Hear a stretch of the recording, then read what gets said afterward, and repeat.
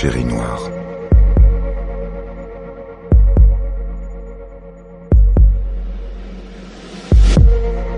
De Caril Ferret.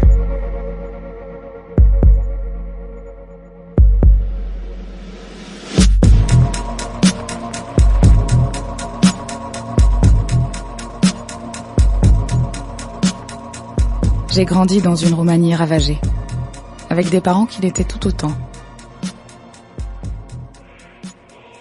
Notre bien-aimé dictateur ayant décidé, dans les années 80, de raser tous les villages du pays pour y construire des fermes d'État selon un modèle communiste cher à son esprit malade, mes parents et moi-même vîmes un jour arriver une armée de bulldozers patriotiques chargés de rayer de la carte non seulement notre maison, mais aussi celle des voisins, de pauvres airs dépenaillés tout aussi dépassés par l'histoire, le bourg qui constituait notre seul point d'ancrage avec le reste du monde communiste, jusqu'à ce qu'il ne reste plus rien de notre présent, de notre passé, pour le grand bien, paraît-il, de notre futur. Nous habitions une maison au sol de terre battue, avec un poêle à bois pour se chauffer, et une douzaine de moutons qui donnaient la laine avec laquelle ma mère confectionnerait d'épais gilets d'hiver, crétins herbivores dont les bêlements me cassaient les oreilles. J'allais à l'école communale, sourde aux rumeurs qui venaient de la ville, avec une méchante envie d'en découdre avec le monde. Celui que je connaissais me fichait des nausées carabinées. Comment sortir de cet enfer bêlant? Nous vivions reclus dans une campagne immobile, hors du temps, où la sensualité se résumait à une roue de charrette gisant dans la boue. Une population égalitaire, tous pauvres. Restait ma mère, cette oasis au milieu du fumier, à commencer par Matei Kadosh, mon père. Ivrogne au vin mauvais, complexé par les humiliations quotidiennes qui pissaient sur sa masculinité exacerbée, mon père était surtout un grand paranoïaque. Le soupçon chez lui valant l'acte, Matei Kadosh accusait ma mère de tous les péchés. Celui d'offrir son cul dans les fourrés en particulier, lorsqu'elle revenait du village où elle vendait ses pauvres gilets. Tenter de se disculper était pire, il savait mieux qu'elle ce qu'elle pensait. Le mensonge valant double peine, mon père la cognait avec une fureur d'autant plus grande qu'elle se refusait à lui. Leur rapport se résumait à des viols, que ma mère subissait régulièrement et parfois sous mes yeux. Je n'ai pas eu de frère ou de sœur, on ne s'en étonnera pas. À 10 ans, je savais que mon père était fou. Je croyais à ma bonne étoile, à ma différence, à la beauté que ma mère m'avait léguée, à la volonté et au travail. J'étais précoce en tout, au propre comme au figuré. Je voulais vivre, coûte que coûte. Le maître que j'eus cette année-là était le camarade directeur de l'école Constantin Ledvik, un membre du parti qui poussait le zèle à me tripoter après les heures de classe, passait sa règle en fer entre mes cuisses et me l'enfonçait parfois quand je refusais d'être sage. Son sexe avait une odeur de pneus brûlés. J'ai jamais rien dit à ma mère. Entre milliers, on sait se comprendre. Ce sale petit manège a duré des mois, avec terreur nocturne et taloge de mon père pour que je la ferme. Et puis, un jour, je les ai découverts à la maison quand je rentrais de l'école. Ma mère à genoux sur la terre battue, Matei Kadosh ahanant à sa croupe en lui tenant les cheveux. Furieux, mon père m'a poursuivi jusque dans le jardin, m'a rattrapé près du puits en hurlant, et il m'a tiré les cheveux vers le sol jusqu'à ce que je m'agenouille à mon tour. Mon père allait arracher ma robe. Je le voyais dans ses yeux, sa façon de regarder mes premiers seins. J'ai mordu son doigt jusqu'au sang pendant qu'il me cognait, jusqu'à ce que les cartilages craquent. Et il m'a lâché. Je suis allée à l'école avec un œil au beurre noir. Quelques jours plus tard, j'ai réussi à voler la règle en fer que Ledvik venait de m'enfoncer. J'ai laissé le sang sécher avant de retrouver mon maître d'école. Ledvik a voulu me frapper, mais il était pris au piège. Ce serait la parole du maître contre celle de l'élève. Une mise en accusation que Constantin Ledvik ne pouvait pas se permettre. Je n'étais pas la première enfant que le monstre abusait. Et puis les bulldozers sont arrivés pour raser la campagne. Constantin Ledvik les attendait en tenue d'apparat. Représentant du parti, le camarade directeur de l'école était bien placé pour connaître les dossiers des habitants du canton. Celui de notre famille en particulier. Ledwig savait quel genre d'homme était mon père. Sans le lopin de terre, les animaux et la laine que ma mère vendait sur les marchés, Matei Kadosh était bon pour la mine. C'est là qu'on envoyait les ivrognes, les fortes têtes, les détraqués. Ma mère serait bonne à récurer les étables des fermes modèles qui pousseraient par chez nous, pendant que mon père cracherait à la mine ce qui lui restait de poumons. Constantin Ledwig prononça l'acte d'expulsion un jeudi, à charge pour nous d'empaqueter quelques biens et de quitter le lendemain, à la première heure, notre maison. Les mines de charbon du Nord. Les plus costauds y mouraient après quelques années de crasse et de misère. Avec son corps d'alcoolique, Matei Kadosh ne tiendrait pas 6 mois. Il nous a réunis dans la cuisine en maugréant. Il avait bu, pas plus que d'habitude. Il nous a ordonné de nous asseoir autour de la table. Puis il a pris son fusil de chasse dans l'armoire, avant de s'asseoir à son tour. Ma mère ne disait rien. Je savais qu'elle avait peur. Bien qu'il ne servît pas, le fusil était toujours chargé. La mort fuyait du silence. Matei Kadosh goûtait le moment de puissance. Il aurait voulu que ça dure la nuit des temps, sans repaître une dernière fois avant que le masque tombe. Ce qu'il y avait derrière était laid. Mon père n'a pas dit un mot en tournant l'arme vers ma mère. Et toujours sans un mot, il a pressé la détente. La cervelle de ma mère a giclé sur mon visage, chaude, gluante. Je devais hurler, je m'en souviens plus. Mon père a dirigé le canon vers moi. Il m'a regardé de ses yeux sans fond, le doigt crispé sur la détente, pendant que mon esprit vacillait. Il s'est ravisé alors, m'a envoyé un sourire fantôme et a enfoncé le canon du fusil dans sa bouche.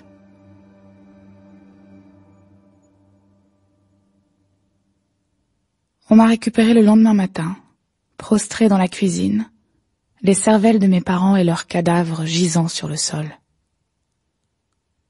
Constantin Ledwig m'a envoyé dans un institut spécialisé, sûr de ne jamais me revoir. Il avait raison.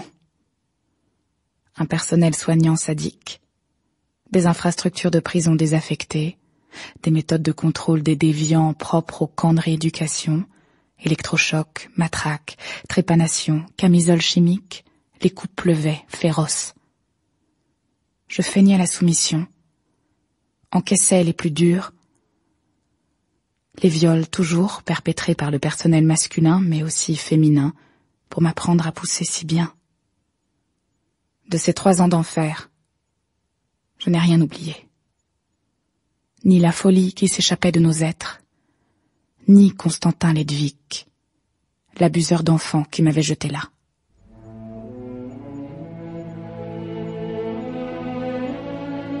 Si vous avez aimé mon histoire, vous êtes l'un des 350 000 lecteurs qui ont acheté mon livre « L'enfance rouge ».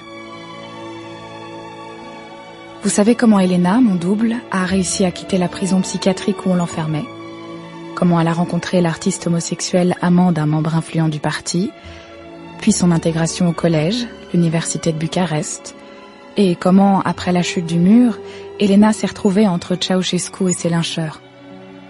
Quant au camarade directeur de l'école Constantin Ledwig, vous savez comment il échappa à la répression qui suivit l'effondrement du communisme, s'acheta une virginité politique en trahissant ses anciens sbires, se retrouva par un incroyable concours de circonstances à travailler avec l'artiste homosexuel anciennement proche du parti.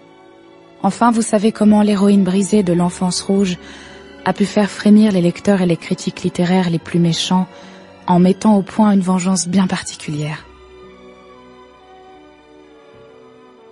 L'enfance rouge est l'histoire de ma vie, le terreau qui façonne mon œuvre, le fer qui tous les jours m'afflige, même aujourd'hui, après 10 ans d'exil en France. Crise d'angoisse, cauchemars, insomnie, terreur nocturne, Comme je l'expliquais hier encore à la radio qui m'interviewait, le succès et les couvertures des magazines féminins n'ont rien changé pour moi. Je vis dans un corps en lambeaux, des bouts de cervelle chaude sur le visage. L'Enfance rouge s'est retrouvé propulsé numéro 1 des ventes grâce à un storytelling d'autant plus efficace qu'il fait appel au vécu, le mien. Surmonter l'horreur, la transformer pour y bâtir des cathédrales romanesques, les médias ont adoré. Toutes les émissions, surtout télévisées, m'ont invité pour y louer la force narrative de mon premier roman, mais surtout pour y entendre mon témoignage de femme face à l'horreur. L'Enfance rouge est l'histoire de ma vie. Sauf qu'elle est fausse. Je suis certes née en Roumanie, arrivée en France à l'âge de 20 ans, mais il ne m'est jamais arrivé toutes ces horreurs. Personne ne le sait, pas même mon éditeur. Personne ne le sait car tout le monde me croit sur parole. Personne n'est allé enquêter pour vérifier si ce que je racontais avec des larmes de sang était vrai. Personne ne le sait parce que tout le monde a envie de croire à mon histoire. 350 000 exemplaires vendus en France. 26 traductions. Un projet de film international. Ça valait le coup, non?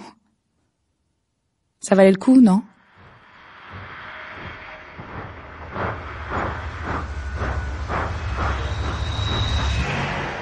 Jusqu'à ce voyage en train.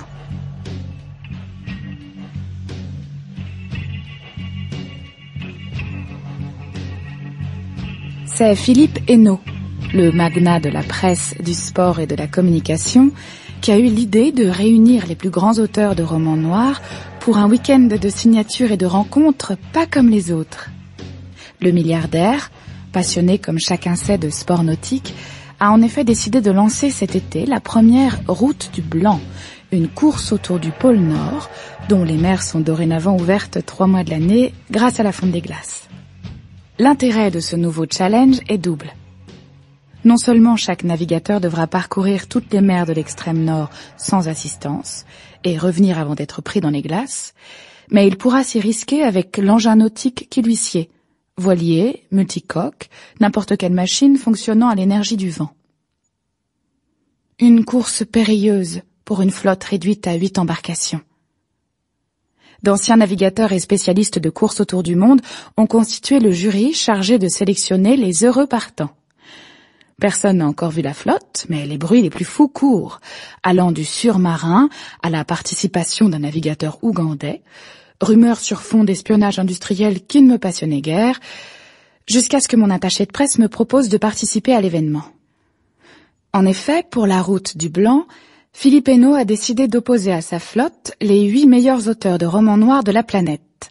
Les Français Jean-Pierre Corsa, Fred Kayas, David Batam, Frank Martinet, Stuart Granger, l'Islandais Erik Dur Arnaldsson et l'Américain Michael Sidoni pour l'ouverture internationale, et moi-même, bien sûr. Les écrivains sont invités à rester 3 jours en résidence avant le départ de la course, à charge pour nous de faire frissonner le public. Pour ça aussi, tous les coups sont permis. Contes apocalyptiques évoquant des navires écrasés par les glaces et ses dérivés, cannibalisme, ours blanc, bêtes inconnues massacrant tout le monde, amputation, etc. Textes ou déclamations saignantes, happening de l'épouvante, ou n'importe quel délire lié à la solitude et au grand froid. Quand les routes du blanc et du noir se rencontrent, il doit y avoir des morts. Le public en redemande. Et ce n'est pas un homme comme Philippe Hénault qu'on apprend à faire des affaires. Outre un confortable revenu, une somme paraît-il rondelette que le magnat nous remettra en main propre, et un séjour évidemment gratuit pour les auteurs sur les lieux de l'événement, l'équipe de Philippe Hénault n'a pas lésiné sur les moyens puisque c'est le mythique Orient Express qui nous achemine depuis Paris. Ils sont tous là, dans le compartiment VIP du train spécial, s'empiffrant de saumon, de petits fours et d'huîtres, engloutissant du vin et riant fort, comme si cette petite virée à la mer allait être une partie de plaisir. L'habitude, peut-être. Je suis jeune dans le métier, mais depuis 10 mois que je fais la promotion de l'Enfance rouge, j'ai appris à connaître mes confrères hexagonaux autrement qu'à travers leurs livres. On ne peut pas dire que j'ai été déçue, étant donné ce que je pensais de leurs écrits. Jean-Pierre Corsa, le plus vieux vendeur de la bande, n'est plus que l'ombre de lui-même, avec sa barbe de bûcheron, ses cheveux d'Indien et son pas traînant encore l'odeur de ses mauvais livres. Fred Caillasse, le petit cinglé qui fumait des pétards d'herbe pure dans les lieux publics pour se faire de la pub, a pété les plombs depuis longtemps, rabâchant les mêmes histoires avec le même personnage, un double de lui-même évidemment, qui, comme son auteur, ne tient pas la durée dans le temps. David Batham, le minet de la bande, est parti dans le genre fantastique avec une série au ressucé que l'on sait. Franck Martinet n'a toujours fait peur qu'à lui-même, avec ses rouflaquettes de Rocky de banlieue et ses Santiago agricoles. Quant à Stewart Granger, il n'est pas difficile de voir qu'il s'agit d'un pseudo à consonance étrangère chargé de doper ses ventes. Concernant les auteurs étrangers, je ne les connais pas personnellement, mais je me suis renseignée sur leur compte. Pour débiner ses petits copains, un auteur peut utiliser plusieurs solutions. À poser des commentaires désobligeants sur les blogs et les rubriques commentant la sortie d'un roman concurrent, créer le buzz sur Amazon en achetant sous de faux noms ses propres romans, s'inventer un pseudo clinquant, comme on l'a vu, c'est fou le nombre de gens qui achètent plus facilement un livre de Diana Del Angel que de Ginette Pinot, faire courir des rumeurs auprès des journalistes et présentateurs qui ont confiance dans les vertus que vous vous prêtez, dire du mal des autres en privé bien sûr, le storytelling, ou s'inventer une histoire fausse de bout en bout, en est une autre. Bienvenue à toi, Milena. Trinque Jean-Pierre Corsa de l'autre côté de la table. C'est la 5e fois depuis la gare Montparnasse. Il me dégoûte avec ses miettes de pain saupoudrées sur la barbe et son air bonhomme. Assise en face de lui dans le fauteuil en cuir de l'Orient Express, j'ai à peine touché au copieux repas servi en gants blancs par un personnel à peine obséquieux. Corsa est bourré à midi, comme il l'avait annoncé en arrivant, mais pas autant que Fred Caillasse, qui rit à gorge déployée de ses propres blagues. Pauvre type. Batham ne boit pas, Martinet ne boit plus, ce qui ne les empêche pas de parler, projet, cinéma, gros sous, avaloir, série télé, gros sous. Seul Stewart Granger se la joue solo, lisant l'Herald Tribune comme s'il comprenait l'anglais, se contentant de remarques aussi inopinées que dénuées d'esprit. Je les écoute d'une oreille, en souriant dans mon verre de Saint-Émilion, guère perturbé par le paysage bucolique qui défile derrière la vitre. Eric Duran-Nelson et Michael Sidoni ne parlent pas français, mais ils ne regardent que moi. Ils ont beau être des vedettes internationales, Nelson et Sidoni n'en restent pas moins des hommes. La cinquantaine bien entamée, ils ont déjà une femme, des enfants ou une maîtresse, mais comme tous les écrivains partis pour plusieurs jours à l'étranger, ne rêvent que d'une chose, coucher avec une femme. Une Française, en l'occurrence. D'ordinaire, sûr de son aura d'intellectuel médiatique, l'écrivain en séjour à l'étranger se rabattra sur une jeune organisatrice, bibliothécaire ou attachée de presse, pour assouvir ses fantasmes de vieux beaux suffisants, plutôt que sur une présente consoeur, dont l'âge moyen proche du dentier n'invite guère au trapèze volant.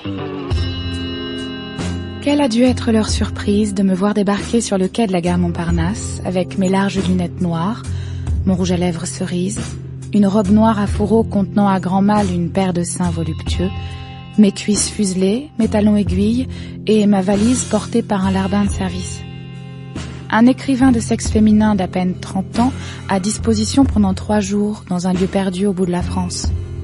Il y avait de quoi pendre la langue. Eric Duran-Nelson et Michael Sidoni buvaient du petit lait. Quand ils entendirent mon anglais universitaire leur annoncer, avec une touche « French is so sexy », que je me faisais une joie de rencontrer des écrivains si prestigieux, j'ai cru que leur mâchoire allait tomber directement dans mon décolleté. En attendant, hormis les Français qui semblent bien se connaître, on s'ennuie ferme dans ce wagon au luxe d'un autre temps. Les auteurs étrangers reluquent le rouge à lèvres que je laisse sur les rebords de mon verre en cristal, mais aucun n'ose m'aborder, chassé par la barrière de la langue. Alors, Milena ? Me lance Franck Martinet. Ça fait quoi d'avoir un tel succès dès le premier roman ? Son franc sourire ne prend pas. Je le laisse mariner quelques secondes, à raison puisque sa rancœur éclot presque aussitôt. Pas trop peur de rater le deuxième ? Je hausse mes épaules nues sous la bretelle de la robe, si fine qu'elle interdit tout soutien-gorge. Je crois que j'ai trop souffert pour avoir tout dit. Et comme j'ai pas envie de me répéter comme certains, ajoutai-je, vu mon âge, Le meilleur est forcément devant moi. No comment.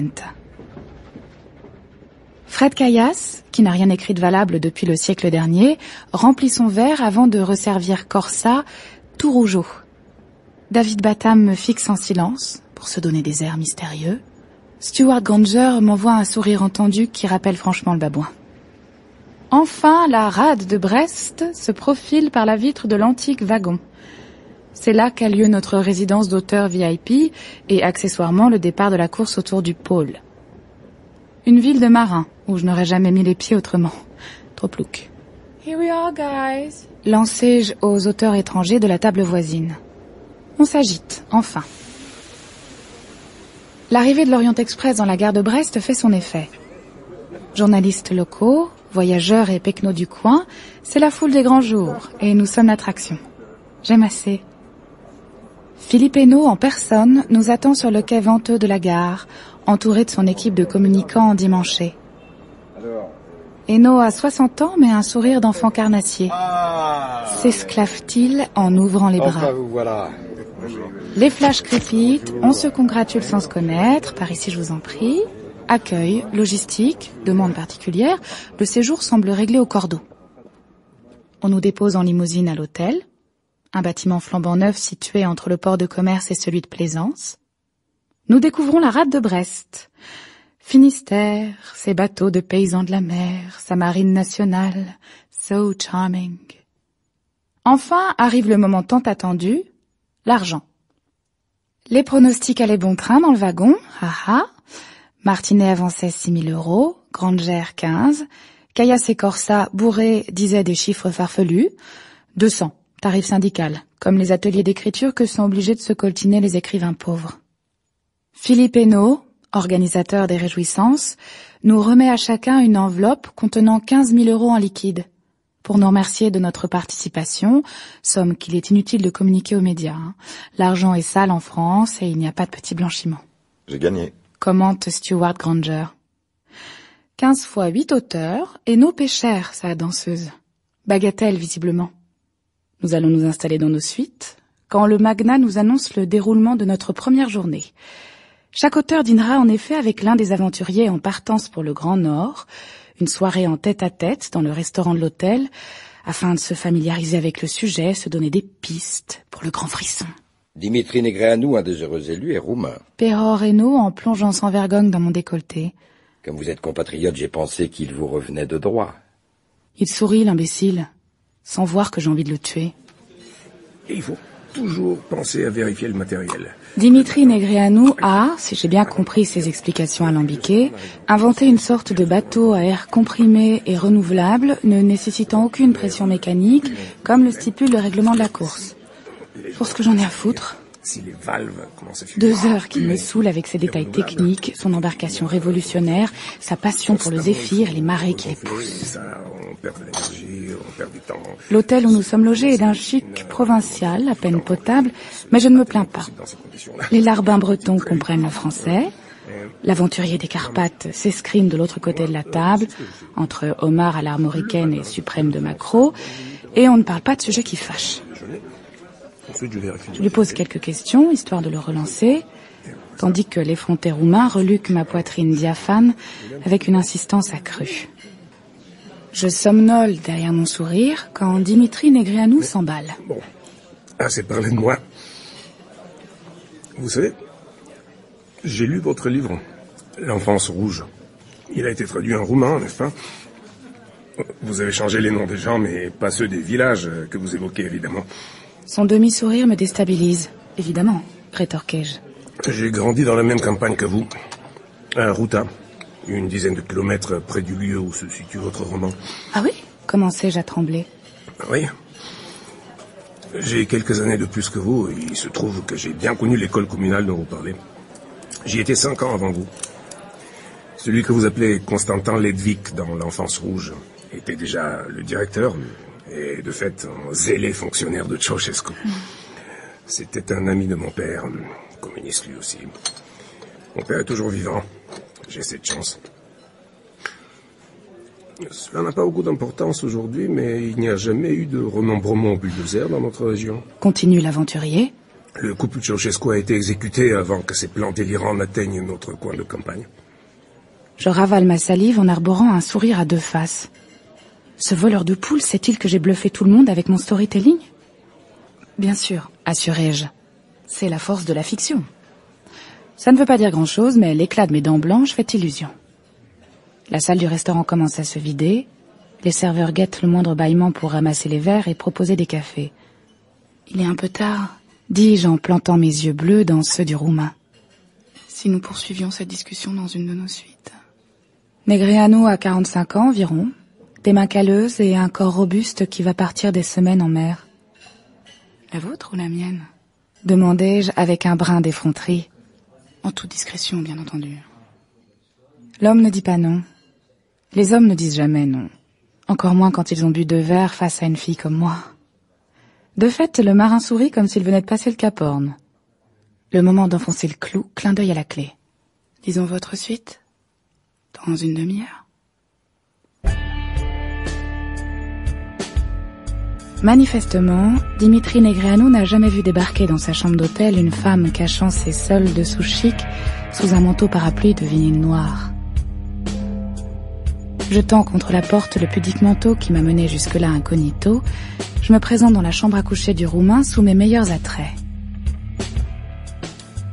Il est toujours amusant de voir l'effet produit par un ventre plat filant sous l'échancrure d'une petite culotte noire. Le marin en perd ses écoutilles, le gouvernail, la raison. Mes seins débordant sans vulgarité, chez moi tout est naturel, d'un soutien-gorge rouge papillonnant de dentelle, je me penche vers lui et chuchote à son oreille.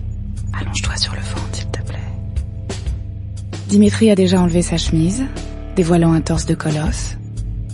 Il obéit sagement à l'instant frivole qui le possède, ferme les yeux tandis que j'enlève l'oreiller sous sa tête et s'allonge dans un soupir sur le grand lit blanc. Ça ne dure pas. Même si, tiré à bout portant dans un oreiller, une balle de 32 ne ressort pas par le crâne, une nappe de sang inonde vite le matelas. Je regarde l'auréole grossir, les jambes molles. Le con a failli me trahir. Je respire encore à peine, le cœur dans les jambes au moment d'empoigner le petit revolver coincé entre la culotte et le creux de mes hanches, mais je l'ai fait. L'oreiller a étouffé le bruit de la détonation, mais il ne faut pas que je traîne. Je souffle pour évacuer le stress, reprends le contrôle de mes esprits. Règle numéro 1 quand on veut tuer quelqu'un, ne jamais faire ça chez soi, sous peine d'avoir à se débarrasser du corps. Je laisse la menace qui pesait sur moi sur le lit, la tête couverte d'un oreiller ensanglanté. Au moins, Negreanu ne parlera pas à tort et à travers. Mon manteau est toujours devant la porte. Je l'enfile, serre la ceinture de vinyle et jette un œil dans le couloir. Personne. Je file sans bruit sur la moquette, le revolver caché dans le manteau parapluie, atteins l'escalier de secours, que je dévale sur la pointe des pieds. Ma chambre est à l'étage en dessous, à 2 pas de l'escalier de service. Le couloir est heureusement vide à cette heure. J'entre vite dans ma suite, m'adosse contre la porte en fermant les yeux de soulagement. J'ai réussi. Bon Dieu, j'ai réussi. Ce fils de pute de marin roumain de mes deux qui croyait... Bonsoir, Milena. Mon cœur bondit contre ma poitrine. Un homme apparaît depuis le living où il semblait m'attendre. Corsa. Jean-Pierre Corsa. Mais comment êtes-vous entré? Balbutiai-je. Par la terrasse, elle communique. Mais on peut continuer à se tutoyer. Corsa feint un sourire sous sa barbe de trappeur, mais un regard salace perce ses pupilles d'auteur passé de mode. Le vieux nain de jardin, il sait que j'étais absente à l'heure du crime. J'ai frappé à ta porte tout à l'heure, mais ça ne répondait pas. Comme on t'avait vu rentrer dans ta chambre un peu plus tôt, on s'est inquiété. La baie vitrée de ta terrasse est restée ouverte. C'est un peu risqué. Mais plutôt que d'alerter l'hôtel, je me suis permis d'entrer pour voir si tout allait bien. À 1h du matin. On joue au poker à côté. Explique l'Indien barbu. On voulait te demander si tu voulais te joindre à nous. Son gros nez désigne la suite de Franck Martinet, voisine de la mienne. Poker. Une idée lumineuse surgit dans mon esprit enflammé. Le poker, bien sûr, c'est ma seule chance. Ils sont au moins 3, en comptant Corsa. Je peux venir avec vous? Demandai-je d'une voix douce. Oui. Oui, bien sûr. Comme ça va? Ajoutai-je en désignant mon corps nu sous le vinyle. Eh bien... Oui. L'écrivain est vraiment sur le déclin. Il se perd en onomatopée, ravi de sa prise, mais file bien droit devant moi, comme je lui demande.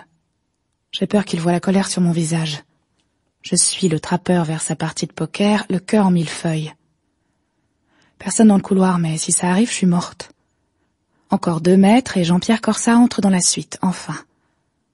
Il annonce mon arrivée nocturne à ses petits camarades qui l'attendent à la table de jeu. Martinet, Caillasse, Batam, la fine fleur du polar français se tourne vers moi, l'œil concupissant. Il ne voit pas l'arme que je cache sous le manteau. J'abats le trappeur devant moi d'une balle dans la nuque, jouant sur l'effet de surprise. À bon escient, pris de court, Caillasse, Martinet et Batam restent médusés devant leurs cartes. Caillasse est le premier à réagir. Mais... Je tends le bras et dégomme à bout portant le petit excité. Propulsé de sa chaise, Fred Caillasse bascule à la renverse et roule sur le parquet.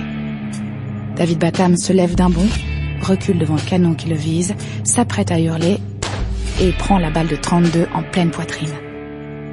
Martinet, toujours cloué à sa chaise, n'a pas le temps de réagir. Un mot, un geste, t'es mort, dis-je d'une voix glacée. Les coups de feu ont dû résonner dans tout l'étage.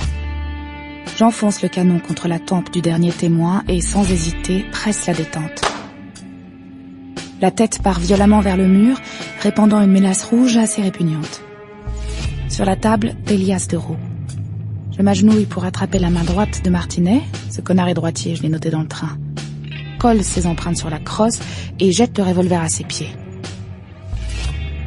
Saloperie de témoin. J'observe un panoramique sur les lieux du crime. Envisage, cherche l'erreur tragique qui pourrait me mener à l'échafaud. Je pousse les billets de Martinet au centre du tapis. Soudain, des bruits percent depuis le couloir. On frappe à la porte. Monsieur Martinet, vous m'entendez? On a entendu comme des coups de feu. Tout va bien? Le chef de la sécurité. S'enfuir vite. La porte vitrée donne sur la terrasse qui, en effet, communique avec la mienne. L'air tiède du soir, paraît-il exceptionnel dans la région, ne m'est d'aucun réconfort. J'enjambe le parapet, manque de déchirer mon manteau de vinyle en évitant les pics gothico-gaaudiens qui séparent les 2 suites et, au prix d'une brève acrobatie, atteins le Graal de ma chambre avant qu'on ne découvre la scène de crime. 5 minutes plus tard, alors que je viens de me glisser dans mon lit, le chef de la sécurité de l'hôtel tambourine à la porte de ma suite. Mademoiselle, vous m'entendez? Je le laisse mariner. Le type commence à s'énerver. D'autres pas se font entendre dans le couloir. La sonnette et les appels n'y faisant rien, il faut qu'un arpète de l'hôtel ouvre la porte avec son passe pour pénétrer dans mon antre. Le chef de la sécurité allumant brusquement la lumière, j'émerge à peine.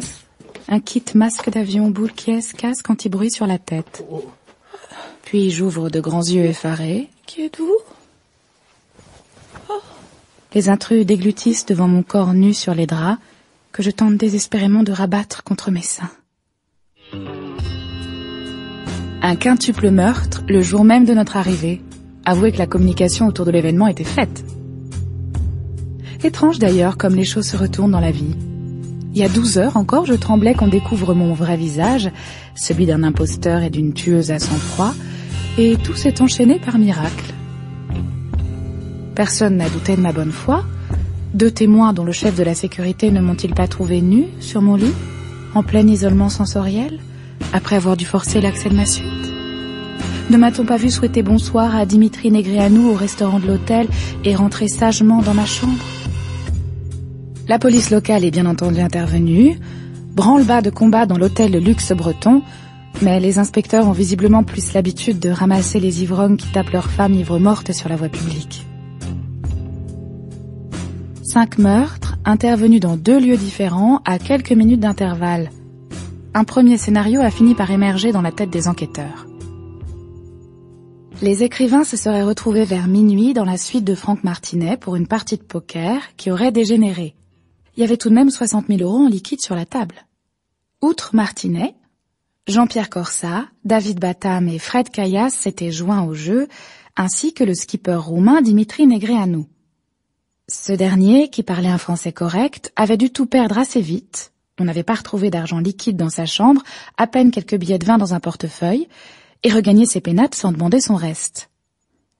On ne savait pas exactement ce qui était arrivé ensuite, mais Frank Martinet ayant manifestement tout perdu, il n'y avait plus un billet vaillant à sa place attitrée, avait abattu ses 3 confrères dans un instant de folie. Après quoi, toujours possédé, Martinet avait grimpé à l'étage pour régler son compte au témoin roumain, l'avait tué d'une balle du même calibre avant de redescendre dans sa suite. C'est là qu'il avait réalisé, en voyant les cadavres abandonnés autour de la table de jeu, que son cauchemar était bien réel. Frank Martinet avait préféré se donner la mort plutôt que d'affronter ses démons. Interrogé par la police comme les autres clients de l'hôtel, je confirmais que la carrière d'écrivain de Frank Martinet battait de l'aile, qu'il m'avait confié dans le train qu'il n'arrivait plus à écrire, à sec depuis des mois, incapable d'aligner 2 mots sans faire de faute d'orthographe. Ça devrait les impressionner, les Brestois. Problème probablement lié à l'alcoolisme chronique qu'il cachait au grand public, que son compte en banque était fatalement vide. Frank menait grande vie, qu'il doutait en sus de la fidélité de sa femme, insistant sur ce point jusqu'à trahir une certaine paranoïa qui lui valait des fureurs soignées. Mais de là à tuer ses concurrents écrivains... Je faisais l'innocente, le bustier pigeonnant devant l'employé du ministère de l'Intérieur payé 2 000 € par mois. Une mise en scène, ça vous évoque quelque chose? Le meurtre de Negreanu ne colle pas avec les autres.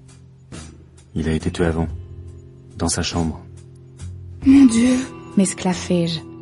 Vous pensez à qui? Stewart Granger? Granger dans le rôle du 6e homme? Délicieux enfant. 2 heures maintenant que Stewart Granger se fait cuisiner par la police locale, le type de la sécurité et les cow-boys venus de Paris. Oui, un sacré retournement de situation. Non seulement le flic de l'hôtel en pince pour moi depuis qu'il m'a vue toute nue dans mon lit, mais Stewart Granger doit avoir du mal à expliquer ce qu'une paire d'as faisait dans la poche de la veste en tweed qu'il portait la veille. Mon côté Arsène Lupin. Je connais mes classiques. Je n'ai bien sûr rien dit des 15 000 € en liquide reçus à notre arrivée, des 4 primes que les écrivains avaient jouées au poker et qui auraient détruit tous les scénarios. Ils auraient vu que Negreanu, n'ayant rien misé, n'avait pas joué. Avec l'agitation qui règne dans l'hôtel, le coin piscine est désert. Confortablement installé sur un transat, mimant l'écrivaine angoissée fumant cigarette sur cigarette derrière ses lunettes noires après le drame qui a frappé sa congrégation, je ne suis pas mécontente de mon tour. L'imposture relève chez moi de l'irréel. Les 4 concurrents hexagonaux les plus sérieux sont morts et le 5e est aux mains de la police.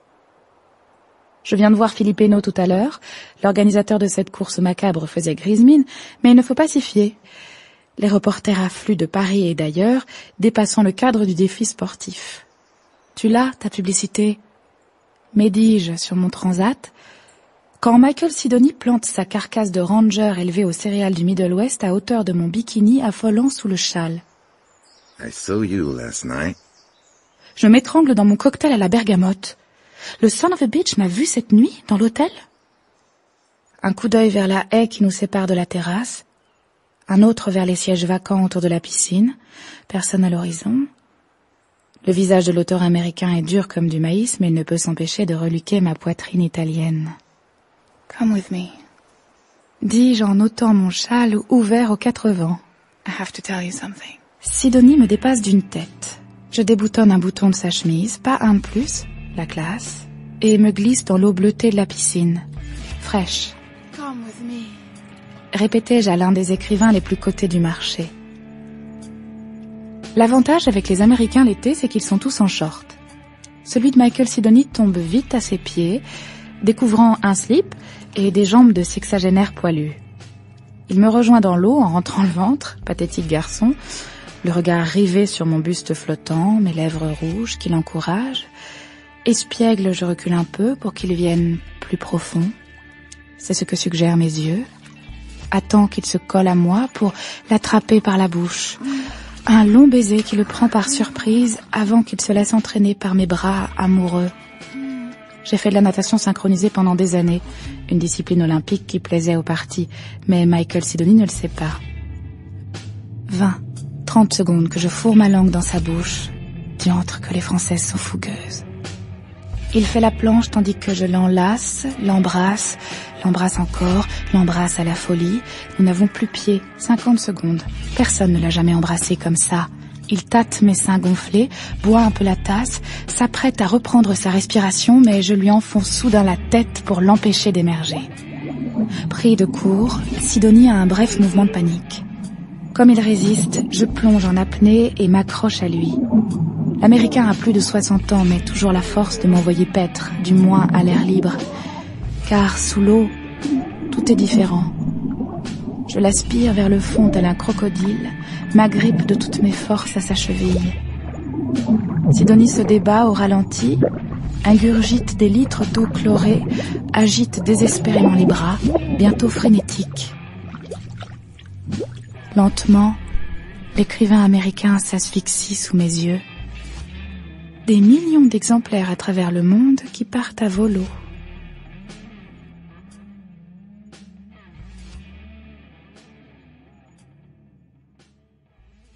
Mes cris pour alerter les secours ont fait long feu. Le grand Michael Sidonie émergeait à la surface de la piscine, victime d'un malaise visiblement, et ce n'est pas mon plongeon 3 minutes après sa mort qui allait le sauver. De fait, les pompiers sont arrivés beaucoup trop tard, juste à temps pour constater la noyade. Aucune trace de lutte, ni blessure. Et il faudrait voir à l'autopsie, s'il y en avait une. Mon explication sous le mode affolé est limpide. Je revenais des toilettes de la piscine, située derrière la statue du lion romain au bout de l'allée, quand j'ai vu le corps flotter à la surface et les transats vides alentour. J'ai hurlé au secours avant de me jeter à l'eau, mon châle est encore mouillé, en vain. Une des veines qui frôlait le syndrome de Murphy. La police locale n'a pas encore fini d'interroger Stuart Granger, qu'elle se retrouve avec un nouveau décès sur les bras. Accidentel, celui-là. Personne ne doute de ma bonne foi, d'autant que, comme tout bon auteur de polar américain qui se respecte, Sidonie se défonçait aux pilules en engloutissant des litres de whisky. Une bouteille entière, rien que dans le train. Si. Le départ de la course autour du pôle Nord a lieu dans 2 jours. Et comme me le fait remarquer Eric Durand Nelson, à ce rythme-là, on sera tous morts au moment du starter. Le vieil ours scandinave m'accompagne sur le port de Brest où nous espérons voir les bateaux du défi. Après un début de résidence aussi cauchemardesque, lui aussi a besoin d'une promenade loin de la police et des journalistes qui campent depuis ce midi devant l'hôtel. Pour les éviter, nous avons emprunté la porte de service du restaurant qui donne sur les hangars de la Criée. Le Viking a le cuir dur, mais tout de même, il avait prévu d'aller en France pour s'en mettre plein la panse, ramasser de l'argent et pourquoi pas une jolie petite française avant de rentrer dans son île paumée pour écrire d'autres romans puant l'ennui et le fumier de yak.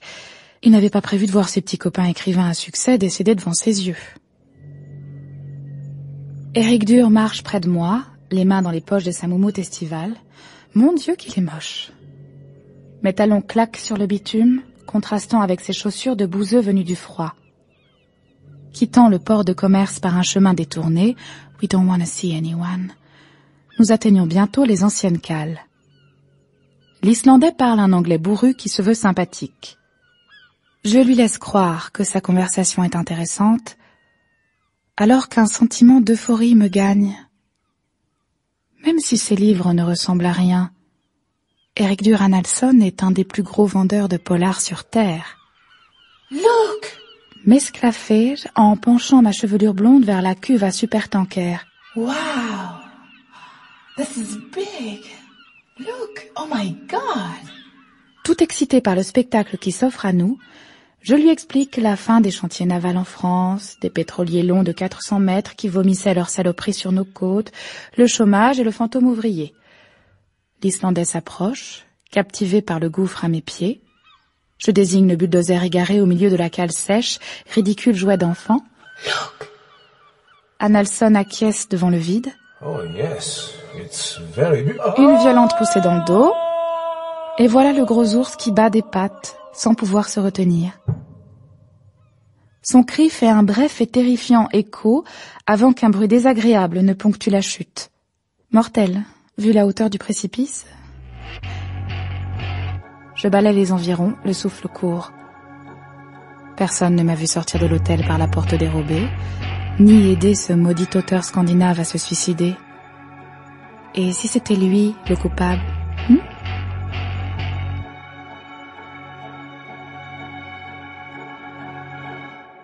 Ça n'a pas marché, le coup de la paire d'as dans la poche de sa veste en tweed ringarde. Stuart Granger est ressorti sans inculpation du poste de police. 4 meurtres avérés, une noyade, 2 suicides. Je ne sais pas ce qu'il leur faut au plouc. L'enquête suit son cours pour savoir jusqu'où est impliqué Eric Duranalson. Les 7 marins sont partis autour du pôle dans la confusion la plus totale.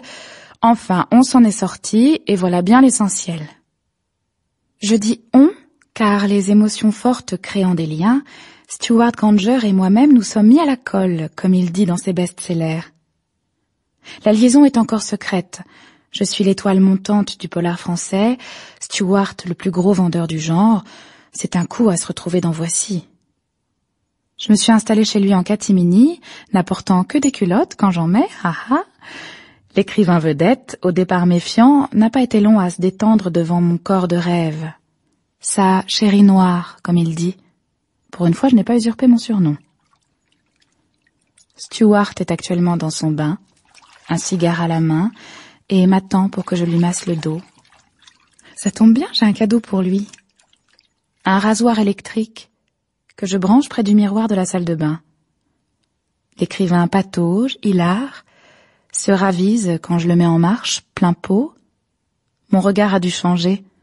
Il fixe la machine électrique, comprend, trop tard. Tiens, mon chéri, feulai-je en jetant le rasoir dans la mousse.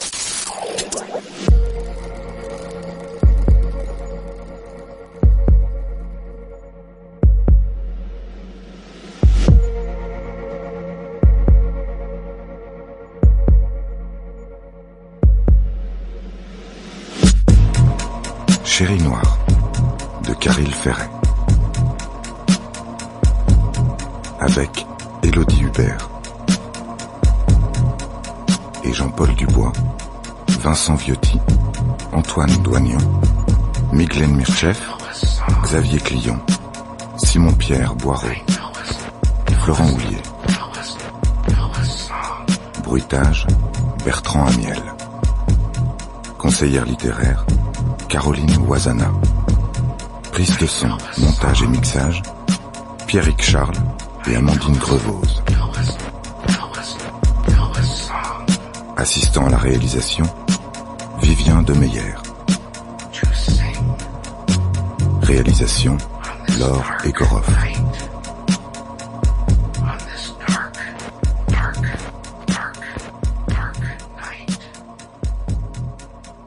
Retrouvez en kiosque la collection des petits polars du monde avec SNCF.